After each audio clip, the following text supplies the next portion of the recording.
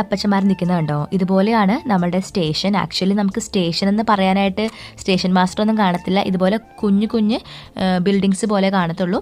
അപ്പം നമ്മൾ അവിടെയാണ് ടിക്കറ്റ് എടുക്കുന്നത്. അപ്പോൾ ഇതുപോലത്തെ ഒരു സംഭവത്തിലാണ് ഞാൻ നേരത്തെ ടിക്കറ്റ് എടുത്തത്.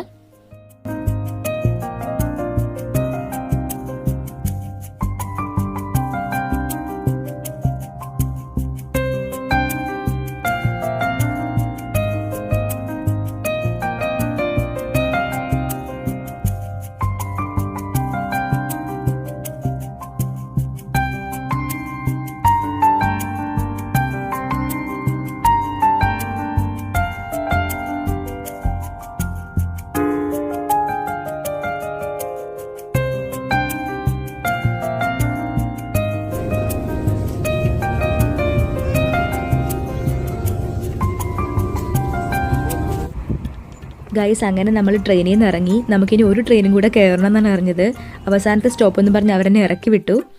നമ്മളിത് രണ്ടാമത്തെ ട്രെയിനിലേക്ക് കയറുവാണ്. ഈ ട്രെയിനിലെങ്കിലും കയറിയിട്ട് കൃത്യമായിട്ട് സ്ഥലത്ത് എത്തിയാൽ മതിയായിരുന്നുള്ള പ്രാർത്ഥനയേ ഉള്ളൂ. ഇനിയും എഴുതിട്ട് പോലെ എനിക്ക് അറിയത്തില്ല എന്താകുമെന്ന്.